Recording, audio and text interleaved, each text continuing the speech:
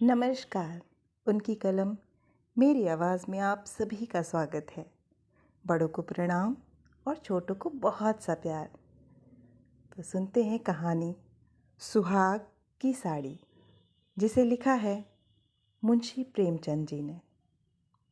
यह कहना भूल है कि दाम्पत्य सुख के लिए स्त्री पुरुष के स्वभाव में मेल होना आवश्यक है। श्रीमती गौरा और श्रीमान कुंवर रतन सिंह में कोई बात न मिलती थी। गौरा उदार थीं, रतन सिंह कौड़ी कौड़ी को दांतों से पकड़ते थे। वह हंसमुख थीं, रतन सिंह चिंताशील थे। वह कुल मर्यादा पर जान देती थीं, रतन सिंह इसे आडंबर समझते थे। उनके सामाजिक व्यवहार और विचार में भी घोर अंतर था। यहाँ उदारता की बाजी रतन सिंह के हाथ थी। गौरा को सहबोध से आपत्ति थी, विधवा विवाह से घृणा और अछूतों के प्रश्न से विरोध। रतन सिंह इन सभी व्यवस्थाओं के अनुमोदक थे। राजनीतिक विषयों में यह विभिन्नता और भी जटिल थी। गौरा वर्तमान स्थिति को अटल, अमर, अपरिहार्य समझती थी। इसलिए वह नरम गरम, कांग्रेस, स्वराज्य, होम रूल सभी से विरक्त थीं। कहती, ये मुट्ठी भर पढ़े लिखे आदमी क्या बना लेंगे? चने कहीं भाड़ फोड़ सकते हैं। रतन सिंह पक्के आशावादी थे। राजनीतिक सभा की पहली पंक्तियों में बैठने वाले, कर्म क्षेत्र में सबसे पहले कदम उठाने वाले, स्वदेश व्रतधारी और बहिष्कार के पूरे अनुयायी। इतनी विषमताओं पर भी उनका दाम्पत्य जीवन सुखमय था। कभी कभी उनमें मतभेद अवश्य हो जाता था, पर वे समीर के वे झोंके थे जो स्थिर जल को हल्की हल्की लहरों से आभूषित कर देते हैं।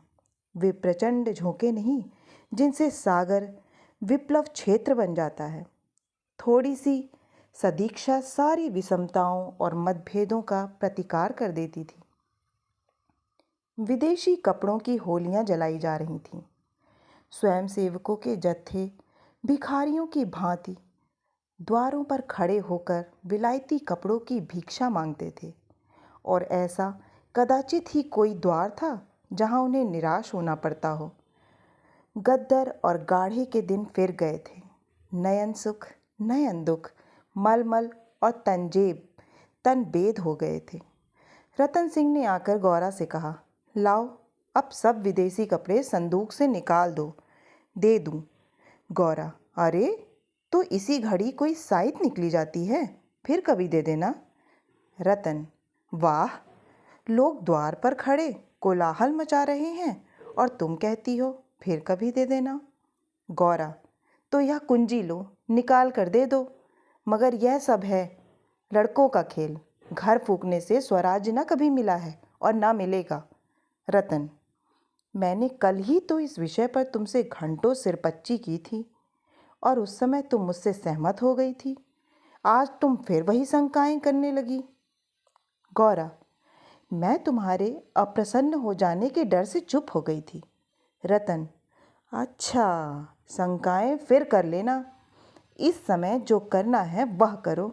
गौरा, लेकिन मेरे कपड़े तो ना लोगे ना? रतन, सब देने पड़ेंगे। विलायत का एक सूत भी घर में रखना मेरे प्रण को भंग कर देगा। इतने में राम टहल साइस ने बाहर से पुकारा, सरकार, लोग जल्दी मचा रहे हैं। कहते हैं अभी कई मोहल्लों का चक्कर लगाना है। कोई गाढ़े का टुकड़ा हो तो मुझे भी मिल जाए। मैंने भी अपने कपड़े दे दिए। केसर मेहरी कपड़ों की एक गठरी लेकर बाहर जाती हुई दिखाई दी। रतन सिंह ने पूछा, क्या तुम भी अपने कपड़े देने जाती हो? केसर ने लजाते हुए कहा, हाँ सरकार, जब देश छोड़ रहा है तो मैं कैसे पहनूं? रतन सिंह ने गौरा की ओर आदेशपूर्ण नेत्रों से देखा। अब वह विलंब न कर सकी। लज्जा से सिर झुकाए संदूक खोलकर कपड़े निकालने लगी। एक संदूक खाली हो गया तो उसने दूसरा संदूक खोला। सबसे ऊपर एक सुंदर रेशमी सूट रखा हुआ था जो कुंवर साहब ने किसी अंग्रेजी कारखाने से सिलाया था। गौरा ने पूछा, क्या सूट भी निकाल दूं? रतन, हाँ हाँ, इसे किस दिन के लिए रखोगी?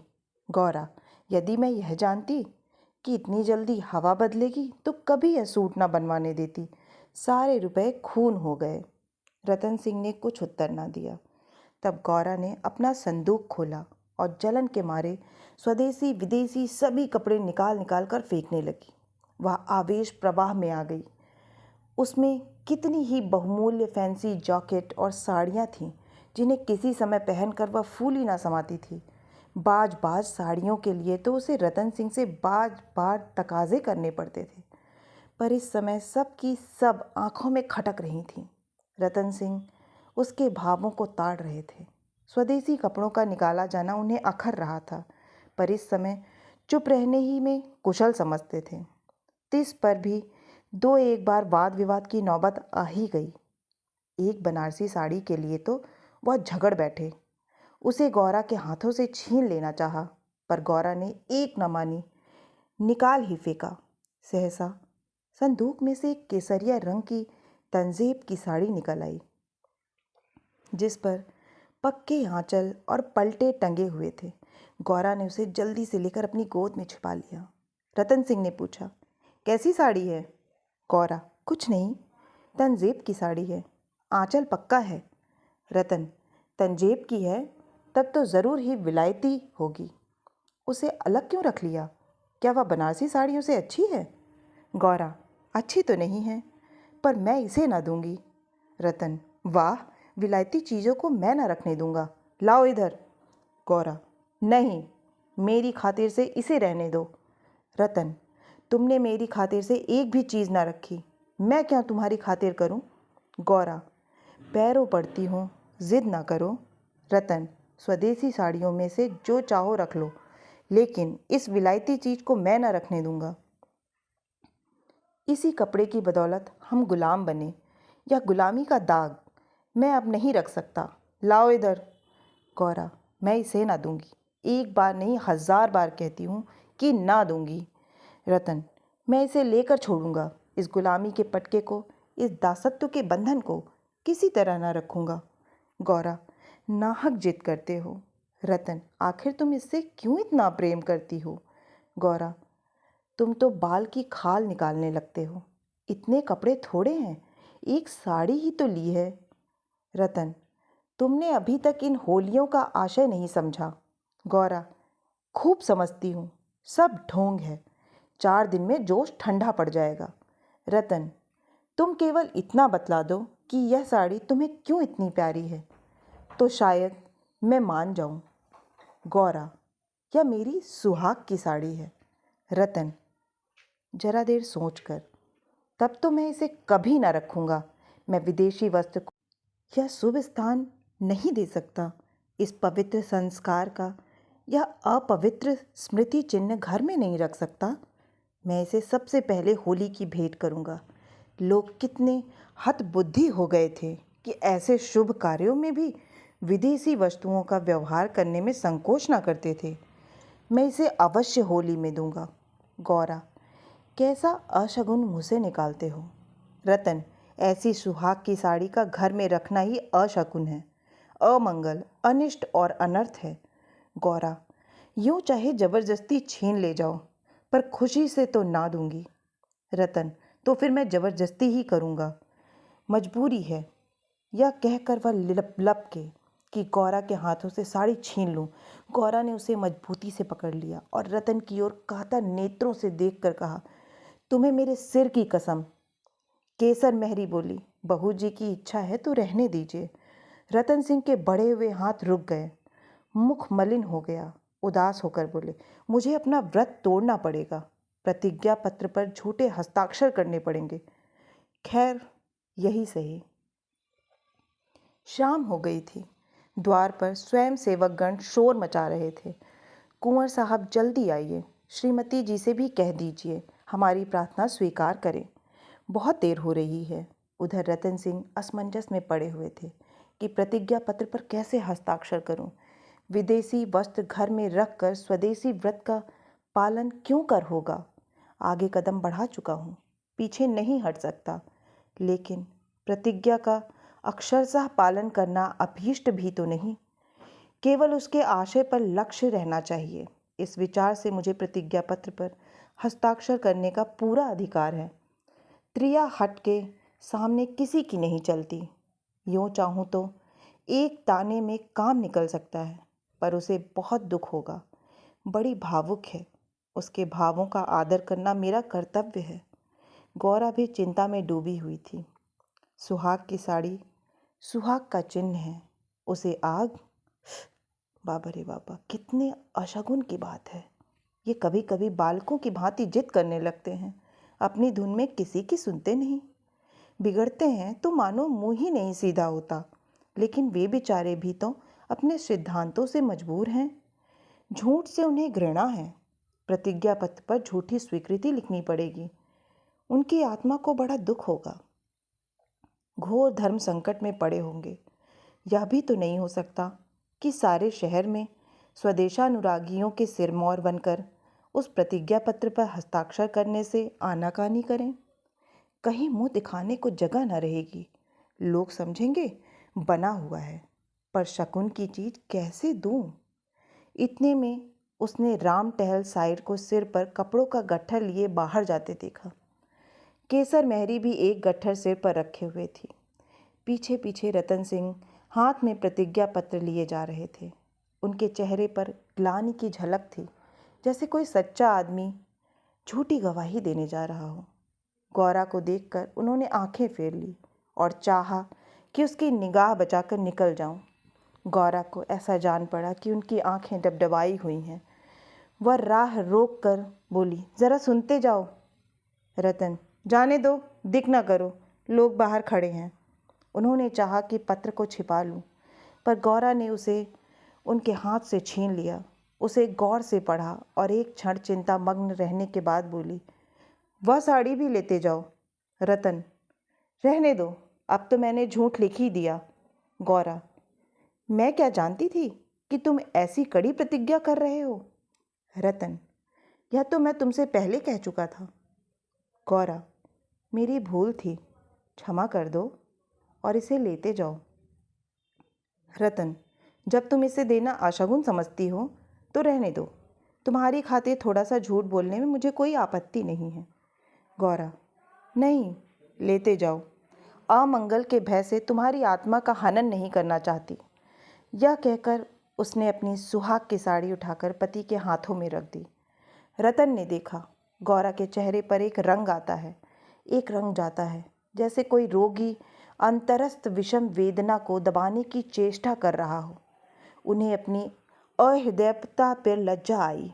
हाँ, केवल अपने सिद्धांत की रक्षा के लिए, अपनी आत्मा के सम्मान के लिए मैं इस देवी के भावों का वध कर रहा हूँ। यह अत्याचार है। साड़ी गौरा को देकर बोले, तुम इसे रख लो, मैं प्रतिज्ञा पत्र को फाड़े डालता हूँ।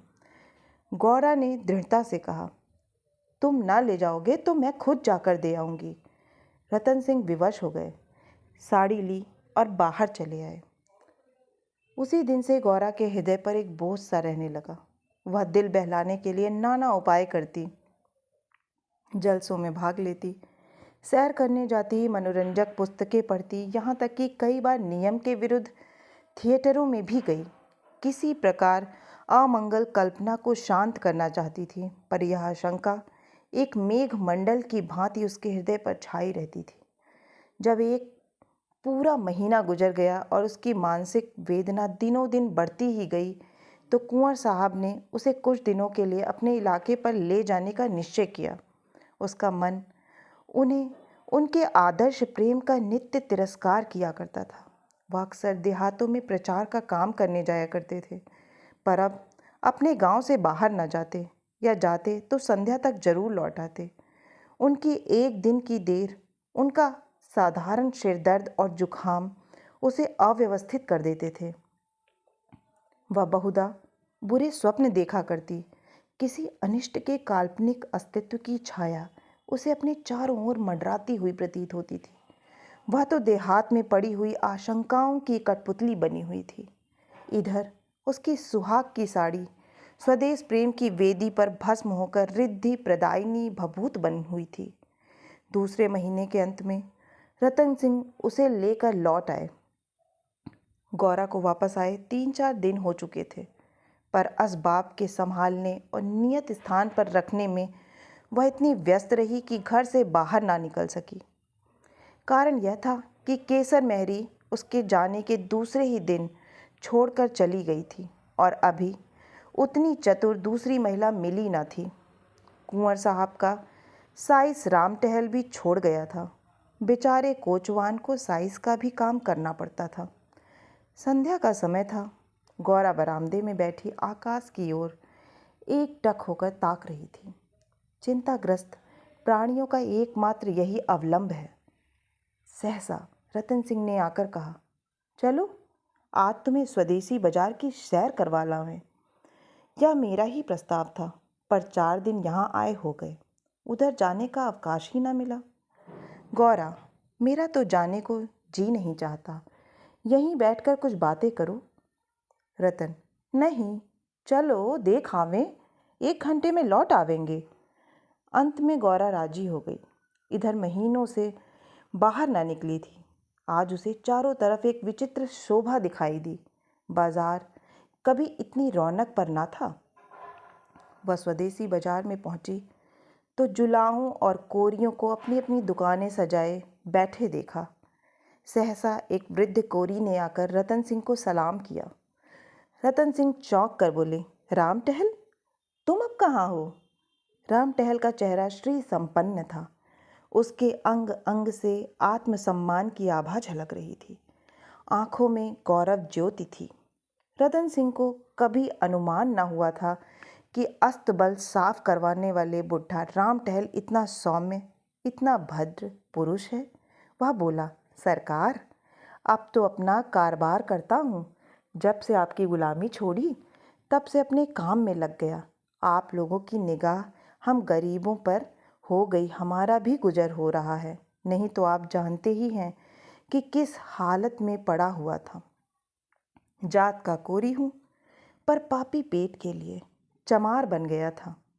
रतन, तो भाई आप मुंह मीठा करवाओ।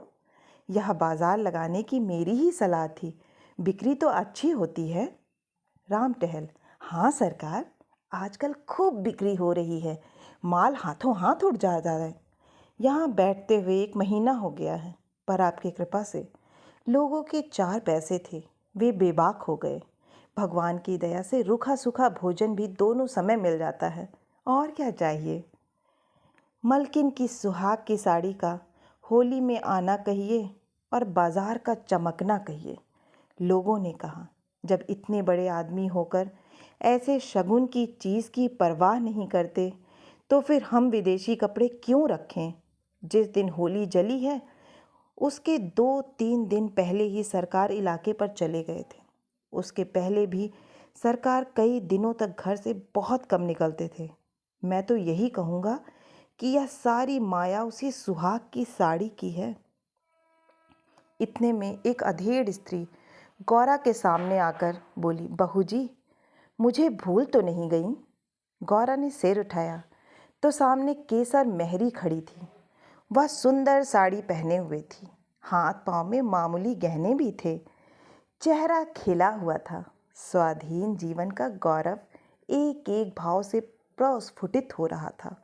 गौरा ने कहा, इतनी जल्दी भूल जाऊंगी? अब कहाँ हो? हमें लौटने भी ना दिया, बीच ही में उड़ भागी।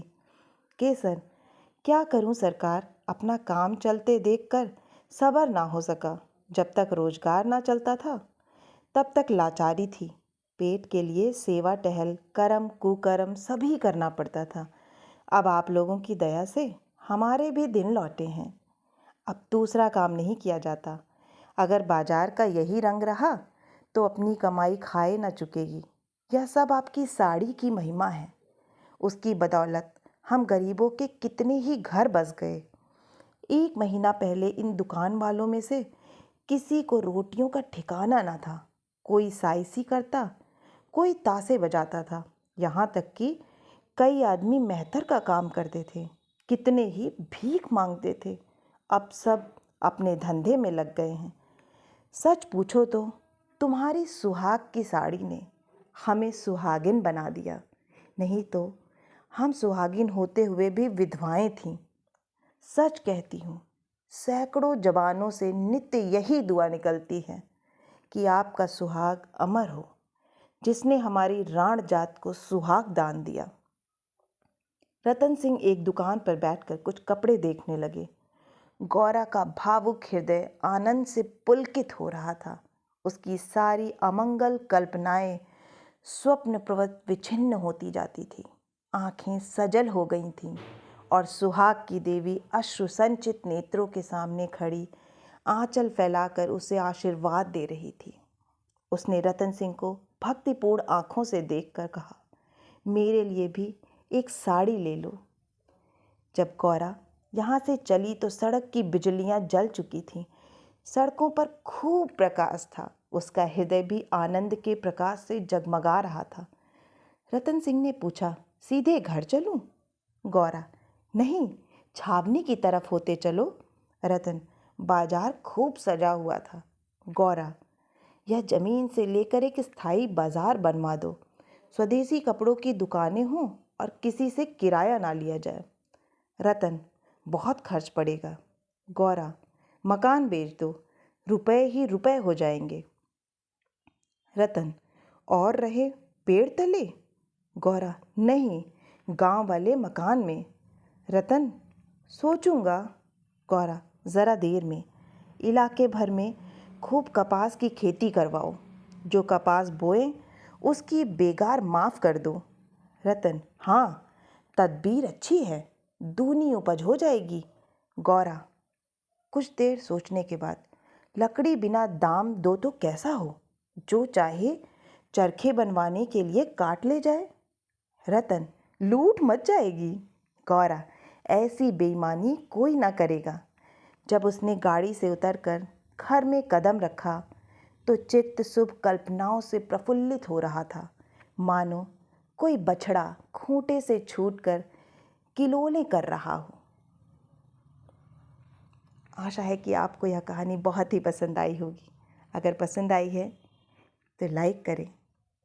अगर आप इस चैनल पे नए हैं तो हमसे जुड़ना ना भूलें। फिर मिलती हूँ एक नई कहानी या कविता के साथ।